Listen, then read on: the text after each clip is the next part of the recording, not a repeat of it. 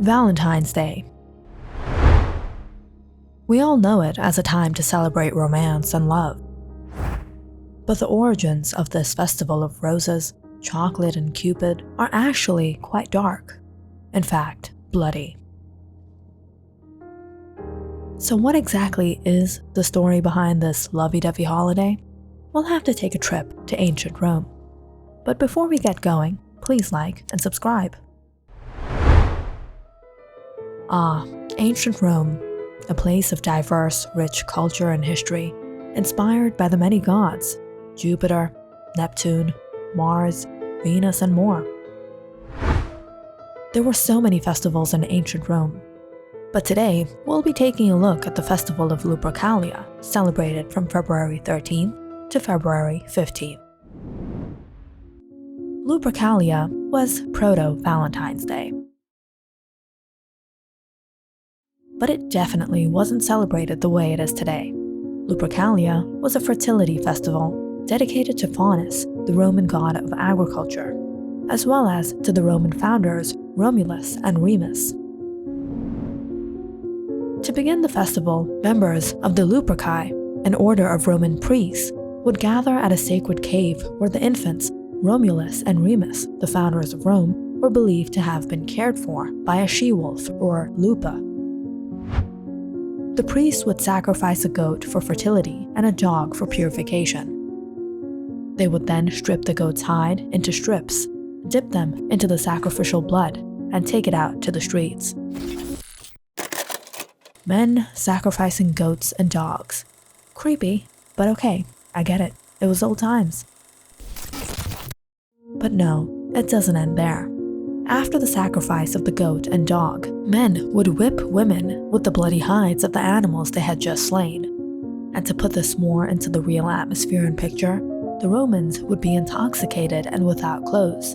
And far from being fearful, Roman women would line up for the men and welcome the touches of the hides, because it was believed to make them more fertile in the coming year.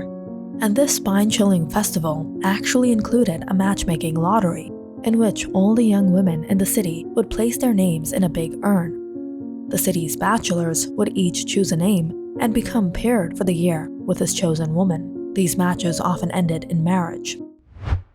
The ancient Romans may also be responsible for the name of our modern-day love. Emperor Claudius II executed 2 men, both named Valentine on February 14th of different years in the 3rd century. Their martyrdom was honored by the Catholic Church with the celebration of Saint Valentine's Day. Hold on. What? How did we just go from pagan Rome to Christianity? Well, after Christianity spread to Rome and other lands, and Emperor Constantine converted to Christianity, he and the Church adopted existing pagan rituals and customs into Christianity in order to convert more pagans. For example, Christmas was originally a celebration known as Saturnalia. But Valentine's Day wasn't something that was galvanized into Christianity during the time of Constantine. It all happened in the 5th century. So let's fast forward to where it all started. The execution.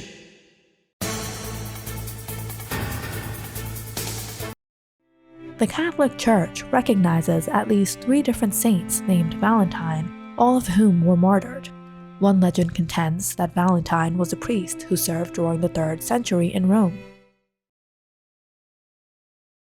When Emperor Claudius II decided that single men made better soldiers than those with wives and families, he outlawed marriage for young men. Valentine realized the injustice of the decree, defied Claudius, and continued to perform marriages for young lovers in secret. When Valentine's actions were discovered, Claudius ordered that he be put to death. Still, others insist that it was Saint Valentine of Terni, a bishop, who was the true namesake of the holiday. He too was beheaded by Claudius II outside of Rome. Other stories suggest that Claudius may have been killed for attempting to help Christians escape harsh Roman prisons, where they were often persecuted. According to one legend, an imprisoned Valentine actually sent the first Valentine greeting himself after he fell in love with a young girl, possibly his jailer's daughter. Before his death, it is alleged that he wrote her a letter signed "From your Valentine," an expression that is still used today. Now coming to the time of Pope Gelasius I, he muddled things in the 5th century by combining St. Valentine's Day with Lupercalia to Christianize the pagan holiday and bring in more converts. But the festival now was more of a theatrical interpretation of what it once had been, but at least they put their clothes back on. Around the same time, the Normans celebrated Galatine's Day. Galatine meant lover of women. That was likely confused with St. Valentine's Day at some point, in part because they sound alike. As the years went on, the holiday grew sweeter. Chaucer and Shakespeare romanticized it in their work, and it gained popularity throughout Britain and the rest of Europe. During the Middle Ages, it was commonly believed in France and England that February the 14th was the beginning of birds' mating season, which added to the idea that the middle of Valentine's Day should be a day for romance. The English poet Geoffrey Chaucer was the first to record St. Valentine's Day as a day of romantic celebration in his 1375 poem, Parliament a Fool. Writing for this was on St. Valentine's Day, when every fool cometh there to choose his mate. Valentine's greetings were popular as far back as the Middle Ages, though written valentines didn't begin to appear until after 1400. The oldest known valentines still in existence today was a poem written in 1445 and 1415 by Charles, Duke of Orleans, to his wife while he was imprisoned in the Tower of London following his capture at the Battle of Agincourt. The greeting is now part of the manuscript collection of the British Library in London, England.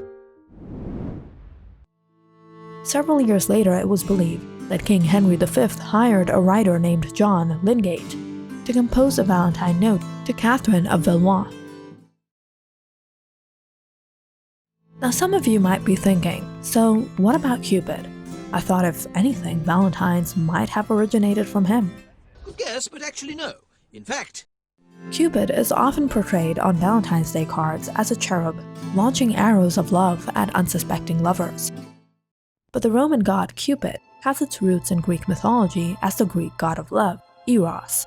Accounts of his birth vary. Some say he is the son of Nyx and Erebus, others of Aphrodite and Ares. Still others suggest he is the son of Iris and Zephyrus, or even Aphrodite and Zeus, who would have been both his father and grandfather. According to the Greek archaic poets, Eros was a handsome immortal, played with the emotions of gods and men, using golden arrows to incite love and lead in ones to sow aversion. It wasn't until the Hellenistic period that he began to be portrayed as the mischievous chubby child he'd become on Valentine's Day cards. Eventually, the tradition made its way to the New World.